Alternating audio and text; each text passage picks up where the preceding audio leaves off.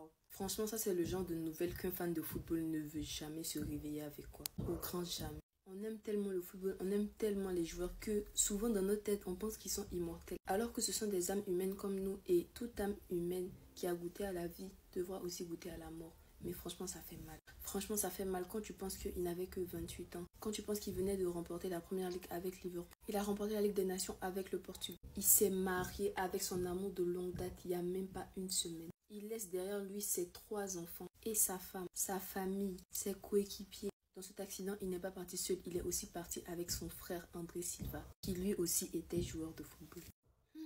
La vie. Aujourd'hui, ce ne sont pas seulement les fans de football qui ont perdu un joueur qu'ils aimaient certainement, mais c'est toute une famille, tout un club, toute une communauté, tout un pays, en l'occurrence le Portugal, qui a perdu ce joueur, cet homme, ce mari, ce père, Diogo Jota. Pour avoir suivi les matchs de Liverpool, je l'ai beaucoup critiqué, je ne vais pas mentir. Il n'était pas tout le temps titulaire, mais parfois quand il était titulaire, il ratait un peu. Souvent aussi, il venait décanter les situations. En tout cas, tous ses buts, tout son talent auront marqué tous les fans de football. Beaucoup de courage à sa famille et beaucoup de courage à tous. Je vois depuis hier, les photos de mon président sont partout. Joan Laporta, c'est un bon président. Moi, je vous ai dit ça ici. Laporta, c'est le président le plus intelligent au monde. C'est le président le plus fort au monde. Il met tous les autres présidents de club au pas. C'est lui le chef. C'est Joan Laporta, le chef de tous les présidents du monde. Le président de la Liga, il dit non que le Barça ne peut pas recruter, jouer, le Barça va faire. Laporta l'a regardé comme ça, il dit tu fais quoi même? Il dit non, Barça peut recruter. C'est Laporta qui voulait jouer. Il menace le président de la Liga pour dire hey, je vais recruter mes joueurs, fais attention. Il a eu peur, il dit non que tu peux recruter maintenant.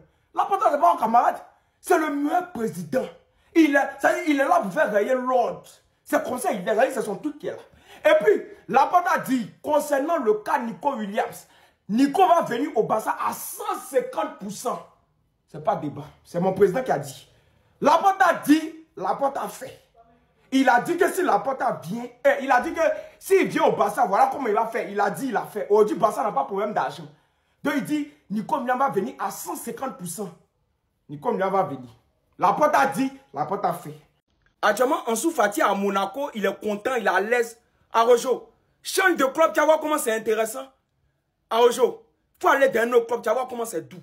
Quand on change de club, de toute façon, c'est chic. Tu es le nouveau, on te prend bien, tu es à l'aise, tu es au petit soin. Hein, Arojo, nous on veut ton bonheur. Ça, si tu as changé de club, attends, tu vas voir comment tu seras à l'aise. Et puis peut-être là-bas, là, ils vont augmenter ton salaire. Là-bas, ils vont faire des augmentations. Les primes vont augmenter. Donc, tu es trop resté en Espagne, Arojo. Va un peu voir en Angleterre, en Allemagne, dans les autres pays. Toi, tu vas voir comment tu seras content. Et après, Ansu Fati est content. Ansu est content, tu vois, il a changé de club là. On dit à Monaco, là, il est à l'aise, il est bien. C'est le chouchou. Donc, Arojo, si tu quittes le club pour aller ailleurs, tu seras le chouchou. Tu seras à l'aise même. Toi, tu vas voir. Ça sera trop intéressant. Ils vont bien te prendre. Ils vont augmenter prime de signature. Ils vont augmenter ton salaire. Ils vont augmenter tout. Toi, tu vas voir comment tu seras à l'aise. Va, tu vas voir. Va un peu à Arojo, va un peu. Moi, c'est pas que je vais te chasser, mais c'est juste que je veux ton bonheur, quoi. Vous avez tous vu la terrible nouvelle sur Jota. Franchement, que Jota repose en paix et toutes mes condoléances à sa famille. Beaucoup de courage à sa famille, son entourage et aussi aux supporters de Liverpool. Et maintenant que j'ai de la visibilité, je vais en profiter pour vous sensibiliser en vous parlant de la grosse haine qu'il y a dans le foot en 2025. Je trouve qu'en 2025, la haine a atteint un niveau tellement haut qu'il n'y a plus de compassion, de pitié, de bienveillance. L'exemple que je vais vous donner, c'est que la haine est tellement grosse dans le football que certains banalisent le racisme que subit Vinicius parce qu'ils l'aiment pas. Moi, j'aime pas ce qu'il représente sur un terrain par rapport à son comportement, mais je vais jamais banaliser le racisme. Certains banalisent le fait que certains joueurs tombent malades, comme certains qui se sont réjouis du fait qu'Mbappé s'est fait hospitaliser, ou bien même certains se réjouissent de blessures, par exemple Lamine Yamal, Gavi ou bien même Carvajal. Sous prétexte qu'ils gagnent bien leur vie, certains banalisent le fait de se moquer d'une personne qui s'est blessée, banalisent le harcèlement, la haine. On vit dans un monde de fous où certains sont allés embrouiller un adolescent à l'aéroport parce qu'il est propagandé au Ballon d'Or, parce que son image a été déformée par les médias français. Et au final, certains oublient que ce sont des humains comme nous, c'est-à-dire qu'il y a forcément un humain dans le monde qui a dû faire un tweet méchant sur Jota hier et qui ce matin s'est réveillé en apprenant son décès. Ça fait plusieurs fois que je vous parle de la haine dans le football qu'il y a actuellement, comme par exemple des gens qui détestent un créateur de contenu parce qu'il supporte un club que vous aimez pas. Certains supporters qui s'amusent à tuer d'autres supporters pour du foot. En tout cas, j'espère que cette triste nouvelle va éveiller certains esprits, apaiser votre cœur et vous faire réaliser que ce n'est qu'un sport après tout. Et que ce sont surtout des humains. Enfin bref, sinon vous les gars, vous en pensez quoi? Rendez-vous sur Snap, on s'ennuie. Deco, monsieur Deco, sur ce mercato, je t'attends comme Messi face à Arsenal en Ligue des Champions pour ceux qui ont la ref. Quadruplé. Nico Williams, Marcus Rashford, Joao Cancelo, Denzel Dumfries. Si tu arrives à faire ces 4 coups, tu es le GOAT. Plus aucune critique ne sera acceptée pour toi. Hein? On veut que tu cuisines tout ça, mon ami. On veut que tu cuisines tout ça. Parce que c'est vraiment les postes clés pour le FC Barcelone pour pouvoir faire une saison incroyable encore une fois. Nico Williams, on le sait, ailier gauche, ailier droit, il peut être titulaire, il peut être remplaçant. En plus, voilà, c'est encore un jeune joueur. Il ne va pas arriver en mode titulaire indiscutable coûte que coûte. On sait qu'il y a de la concurrence, mais il peut aussi jouer avec, sans Rafinha. Bref, Marcus Rashford, c'est exactement la même chose. Il peut jouer à tous les postes de l'attaque. Il peut suppléer un Lewandowski. Des fois, on en a un petit peu marre. Voilà, pareil, il a un statut qui est remis en question. Il peut être titulaire comme remplaçant. Et c'est la même chose pour Joao Cancelo, qui peut jouer sur les deux côtés, latéral gauche, latéral droit. Il peut même jouer en ailier. Et là, donc pour les rotations, ces joueurs-là, c'est parfait. Et un petit Dumfries en prime, parce qu'une clause à 21 ou 25 millions d'euros, je ne sais plus exactement, les gars, c'est cadeau.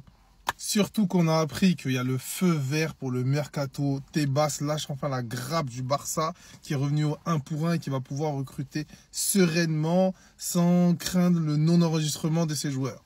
La première conférence de Fati à Monaco, franchement, il a raconté des choses très intéressantes. Il a même parlé de son potentiel retour avec l'équipe d'Espagne, sachant que c'est important car il y a la Coupe du Monde en 2026. Attendez, bougez pas, je vous explique. Mes performances avec Monaco diront si je peux revenir en sélection espagnole. Pour moi, Nico Williams, il a aucun backup. De toute façon, tous les remplaçants, que ce soit à gauche ou à droite, c'est gaze. Saragossa, il est fort en club, mais pas en sélection. Un retour de Fati au niveau, ça pourrait être très intéressant pour l'Espagne. Honnêtement, je pense que les changements sont positifs. Bien sûr que je serai là cette saison, mais je serai toujours reconnaissant envers le Barça. Je ne cherche pas à me venger de ma situation à Barcelone. Je suis venu ici pour jouer au football car on m'a donné cette opportunité. Je suis venu pour donner le meilleur de moi-même et j'espère vivre de belles choses avec l'AS Monaco. Je tiens à remercier Barcelone. Mon expérience à Brighton a été positive, même si certains pensent le contraire. Ici, j'aimerais avoir de la continuité et contribuer au mieux à l'équipe. Jouer avec Paul Pogba est un rêve. C'est un joueur que j'admire depuis tout petit. À la Masia, c'est un idole pour mes amis et moi. Nous voulons en savoir le plus possible sur lui. Jouer avec lui est incroyable et j'espère pouvoir apporter ma contribution la plus significative possible.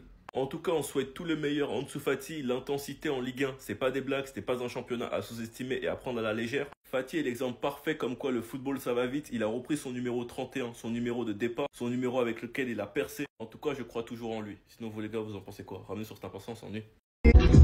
Merci, merci, merci, redescends là, c'est ça, merci, merci, merci, merci, merci, redescends là, c'est ça, merci, merci.